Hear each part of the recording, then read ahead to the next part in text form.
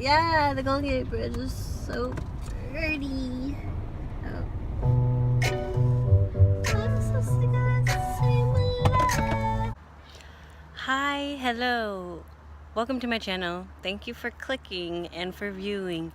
And I apologize. Sorry that I haven't been uploading that much since I've been back here in the States, in California.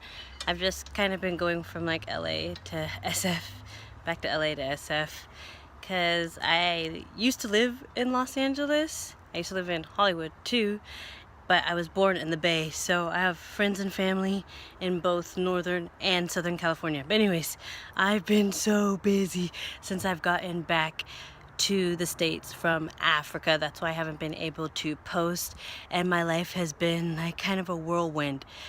Oh my goodness, I left Africa at the right exact moment.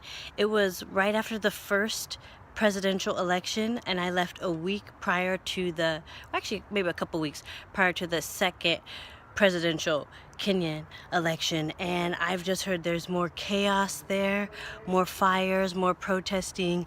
There were roadblocks by some of the civilians, a protesting group, and they were controlling, barricading, rerouting some of the people trying to go to the ballots. There have been numerous deaths. The police are shooting at civilians. It's crazy. So I just want to say, pray for Kenya. Kenya, you are in my heart. The people, you guys are in my prayers, my thoughts, every single day. I thought there was corruption and chaos here in the States. However, Kenya, I just saw it on another level. And just shame on you, Kenyatta. It just sucks because the first presidential election, he and his officers and his team were caught cheating. So the second one came by, and then Raila Odinga, the opposition, he told his supporters not to go to the polling station. And then also there were some barricades. So there, it just seemed like for the second election, there was no way that it could have been fair. So now Kenya is an uncertain place, which saddens my heart, because the first time I visited Kenya was two years ago, 2015. And just to see it now, last month, you know, the deterioration, it's insane how a politician, how division in a nation, in a country, can just cause chaos and death and so much grief.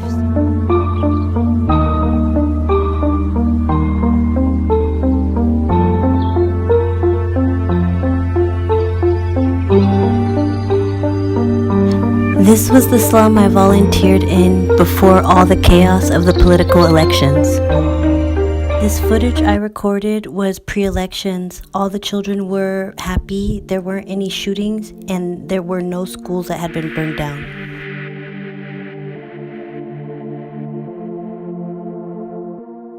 I was living in the slums during the first election. There was tension. The few days after the election, the tension increased, and when we finally got the results, there was chaos. I heard the shootings, I saw the smoke, I smelled the buildings burning. I even went, and I'll attach the video below, I'll link it, but it was crazy. There was so much uncertainty, chaos in the slums, in Kibera and Kawangware. The week I flew out of Kenya, 2 girls' schools were burned. There was still a lot of increased armed guards at shops, and there were still some burnings occurring, mostly in the Kibera slum and Kawangware. Yes, thoughts again, prayers out to Kenya. I am so sad that I'm not there to help you guys, but what is the next step? And here, maybe you guys out there know, what should Kenya do? The current president was caught cheating the first election. They had a second election, and just significantly lower amount of voters came out. So should there be a third election? What should happen? I don't know what's going to happen. I really hope that there's no more killings, no more deaths, no more burning of schools. It's just, we need to come together as a people, regardless if you're in Kenya, if you're in the States. We are all people. When I was there, I was volunteering with children and adults HIV infected women in the Kibera slum specifically, and they were of many different tribes, Luo, Kisumu, so many different ones.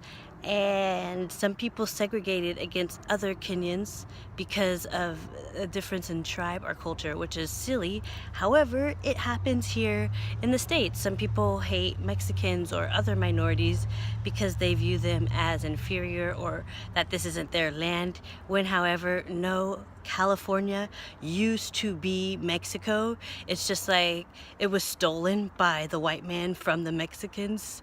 And then in addition to that, the Native Americans are the actual this is their property. Everybody else invaded. It kind of came here without permission, and the slaves were forced to come here. So yeah, again, white people's fault.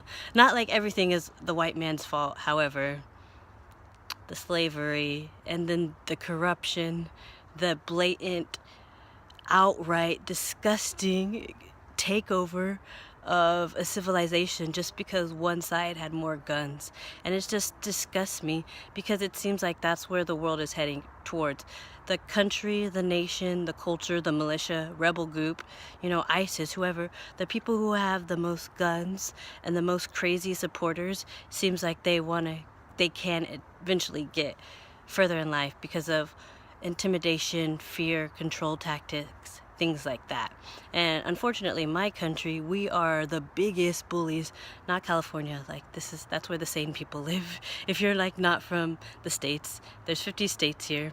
California is one of the most sane. They have the hottest people, some of the best tacos.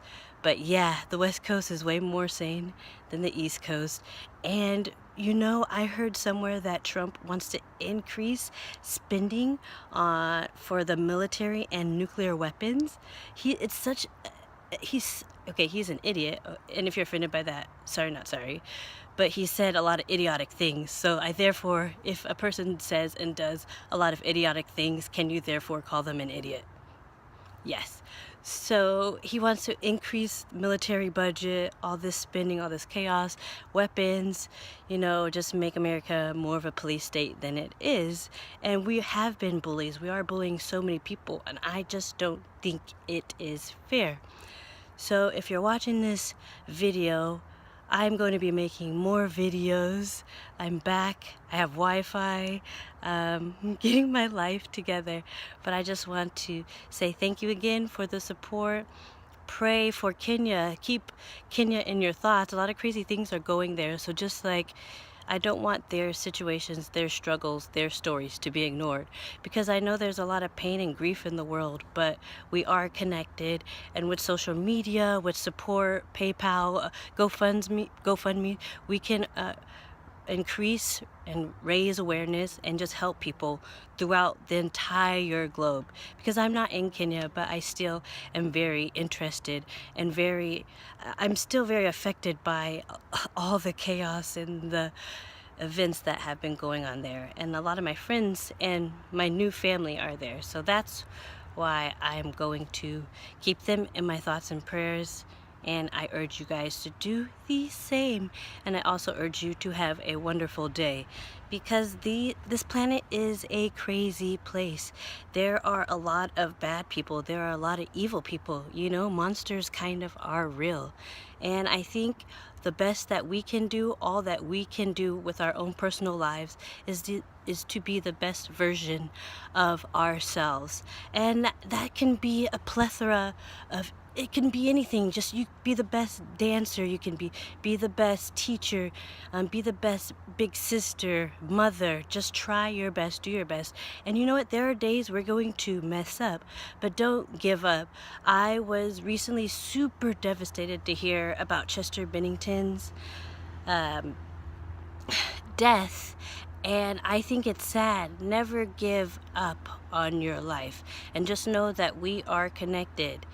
My YouTube is not private. Message me. Stay connected. Always keep good, positive people around you, and do the best you can in this hurting world. Peace, love, unity, respect. Here's some more videos of my cute little kids in Africa and myself. I urge you, go volunteer there if you have time. Maybe wait a few more weeks to see what happened. A lot of the volunteers had left and I was the last one at the orphanage. In this video, I'm the last volunteer. So yes, Africa is a beautiful place. I love Kenya. Tanzania is next door. I would also urge you to go there and enjoy the video. Kwaheri, that means goodbye in Swahili.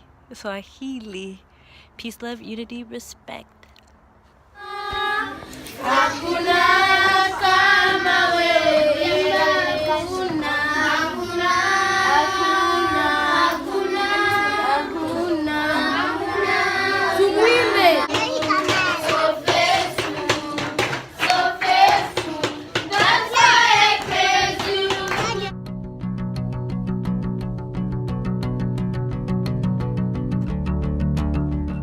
Okay.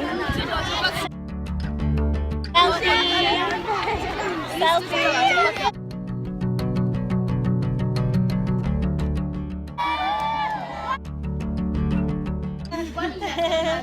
Mask clap.